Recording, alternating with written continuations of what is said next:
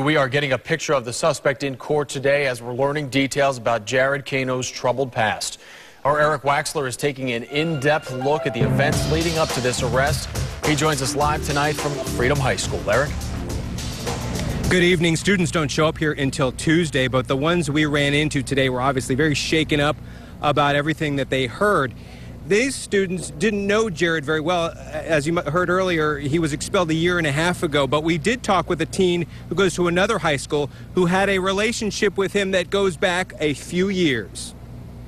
Who's going to be there? Yeah. Nicolette French says she's known Jared Cano since middle school, but couldn't imagine he would be involved in an alleged plot to bomb Freedom High School. What do you think? I was speechless, and I wanted to find out everything about it. French had a rocky relationship with Cano, but says she saw him just a few weeks ago, and during a recent phone conversation, he brought up Columbine.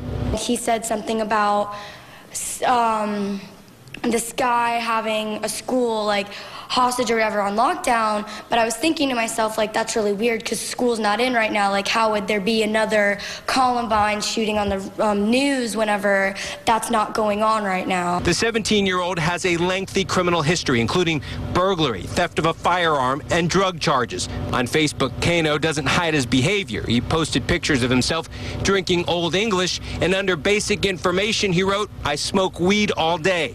There's also a picture of Cano holding what appears to be a machete. Just yesterday, his last post read, "I just did the dumbest thing ever." Nicolette just wishes he would have come to her for guidance. He knows that I'm a very understandable person, and, like, I would be there for him, and I would have helped him get through it instead of him sitting there and actually wanting to harm other people and harm himself. And Nicolette says it was Adams Middle School where she and Jared were in class together, and she says that Jared's mother was a special ed teacher there.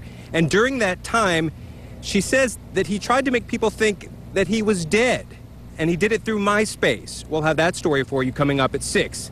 Live in New Tampa, Eric Waxler, ABC Action News. Eric, thank you. This morning, Freedom High School Principal Chris Farkas told parents about the plot. The school system placed recorded calls to each student's house.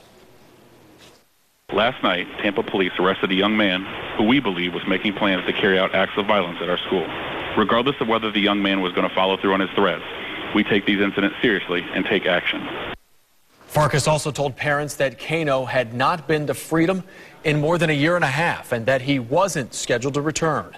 The principal also assured parents he'd continue doing everything possible to keep the Freedom High School campus safe.